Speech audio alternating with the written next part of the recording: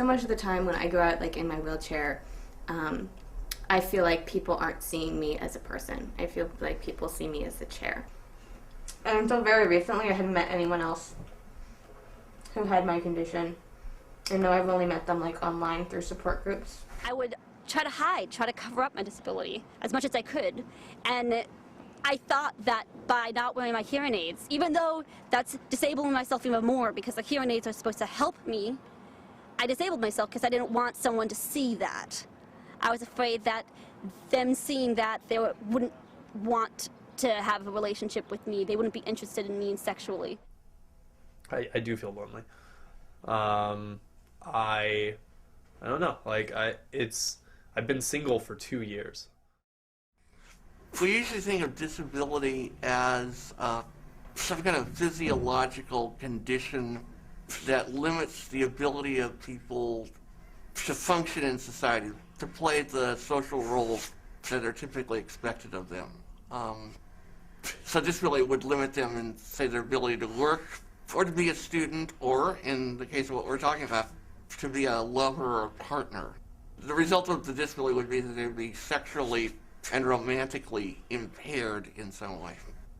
In fact, those expectations, those views of what disability is, point to the fact that disability is not simply medical or physiological. Much more importantly, it's social and cultural. It's a constructed identity, so that certain physical traits or mental traits of certain kinds of people get stigmatized, and the stigma is globalized to engulf their entire identities. I'm always feeling like I have to prove myself in so many different ways. The way I feel about myself is just different about how people see me. It's like more, especially with men, it's like they see skin, oh yeah, that's it, that's sexy, you know, or they see a good body, okay, that's sexy. Well, okay, I'm not showing skin because I'm really cold, and with the body part, no, that's just gross. I actually didn't used to wear makeup until about a couple of years ago. I didn't think you know, it would be a point for me to wear makeup, you know. I mean, I don't know if you know, but that was my idea. Yeah, until just like more recently, I kind of started getting into it, you know. I'm like, why not? What the hell?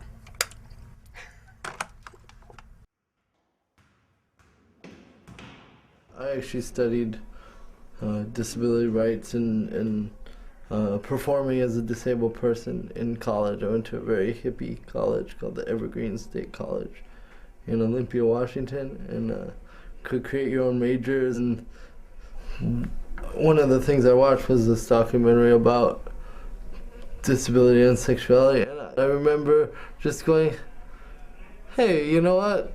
I do have all those needs that everyone else has and desires, and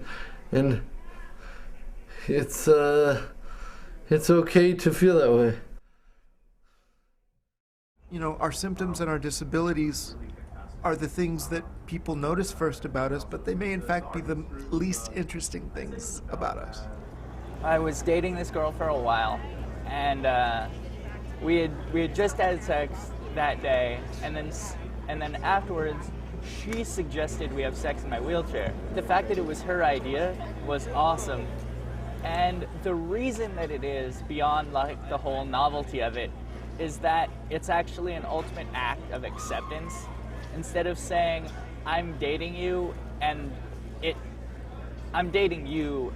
I'm fine with you being in a chair, but if she's having sex with you in your chair, it's not, oh, it's fine, I'm okay with it.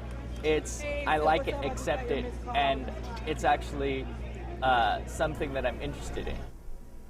For me, in general, I would much rather take my time finding somebody that I really want to date. I've gone on dates with plenty of people, and I've gone on second dates, but I want to make sure that I found the right person before I start to commit. So what I do is I tend to flirt a lot. Like, I tend to hang out with a lot of people to test the waters and to see what they're like. Meet a lot of cool people, and it's fun, which is really what matters for me. My only hope is that I don't break any hearts. Well, I think I've taught you, if I may be so bold, I've taught you. What do you think you've taught me about sex? I don't know what specifically I've taught you about sex, but I think in general, I feel like I can teach able-bodied people. Sex doesn't have to be like intercourse. Sex doesn't have to be, penis and vagina sex. It can be, for me, basically, sex is anything that, gives me sexual pleasure that I can get off on, I'd like to think I have like sort of a wider definition of what constitutes sex. Sex is so many things. It's very much about pleasure. It's about knowing your body and knowing your mind. And it's also about knowing about danger, because there are dangers that go along with sex as well. And about knowing how to pleasure yourself and other people. And it's generative, and it's fun, and it can be painful, and it can be mysterious, and it's definitely a gift. Instead of trying to sell disabled sex as being normal, which in a certain sense it is normal, I think there's a way of trying to sell it in a way that's both calling it quote-unquote normal and calling it quote-unquote weird or transgressive or queer. Because unless we face up to the fact that it's really going to scare the crap out of people, whether it's potential partners or healthcare providers or our families or our parents, if we don't face up to the scariness, we can't really find ways of dealing with the scariness. One of the things that I've done, and the Disabled Students Union has done, is put on this series of panel discussions called Are Cripples Screwed? We chose that because it's kind of in your face, and it breaks down different stereotypes and different boundaries that a lot of people kind of feel interesting about. I love doing the panels. They're so much fun for me. Originally sort of started as like a dialogue about disability and sexuality, and sort of morphed into what it is today, which is, we go around to things like co-ops, we go to sexuality classes, we go to things, and we talk about sex, we talk about societal perceptions of things, and it's something that has really it's really expanded my mind. I guess for me, one of the important things about sexuality and disability is that it's kind of a constant among humans. It doesn't matter your station in life, but sexuality is a crucial and important part of it. So it's something, in a way, these panels are a way of identifying with people on, through the disability and through the differences that people have, very obviously on a surface level. It's finding a common ground that you can really feel, just in that everybody has sexual frustrations that are similar enough. Making that transition from like, okay, I'm doing all this stuff and like certain people are attracted to me, to all of a sudden like I'm in a chair and for a solid year afterwards, I still identified as that guy. Like for I'd say a year and a half after my accident, like one of my main things was, okay, like I'm still like the biker, like I'd still go on biking websites and I'd still do that. But eventually, I just kind of said, okay, like, I'm a political nerd, and I'm going to go to college. You guys probably noticed that I'm dressed really provocatively today, and this is something I like to do when I do panels, because, partially because I really like to challenge people's, like, preconceived notions about what it means to be, like, disabled and a woman, and it's like, oh, there's a girl in a wheelchair. Oh my God, she's hot. Oh no, like, my preconceived notions, This is so confusing. American culture, Western cultures in general, have become much more open and frank about sexuality. That's happened too among people with disabilities, so that disability, which was once a taboo subject, is much more openly talked about, and people with all kinds of disabilities have been much more assertive in claiming their sexuality and their right to be sexual. Disabled people, and myself included, are represented horribly in the media. I mean, in movies, in literature, in books, in TV, you never even see a crippled guy have a girlfriend. He's a great comic from over in San Francisco, goes to SF State. Everybody please give it up for my good friend, Jackson McBriar. I have cerebral palsy, which is awesome, because right now my leg is twitching, which is making me better at sex. I think that people view me as sort of a self-appointed spokesman for disability and sexuality, because that's what I talk about, and the reason that I talk about it is because very few people are.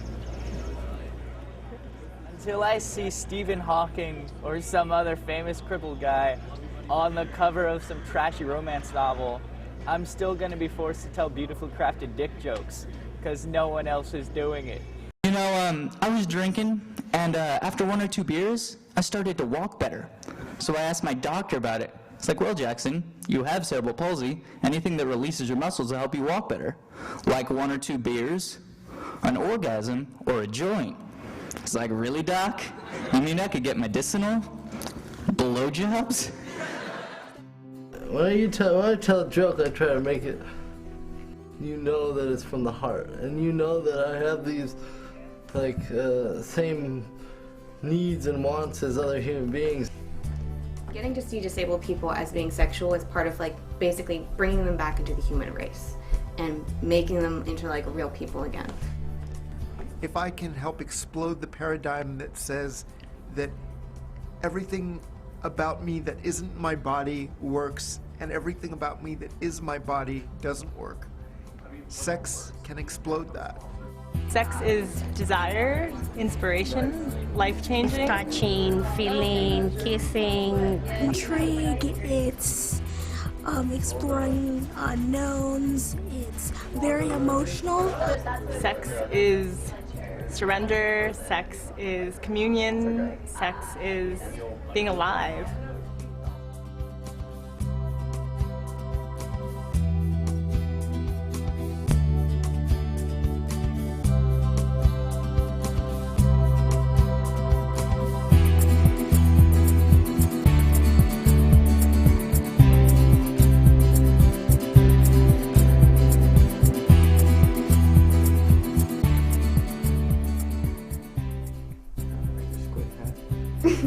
My squid hat is not sexy. I guess not really. He gave me a squid hat for Christmas, and it's awesome, but it's not sexy.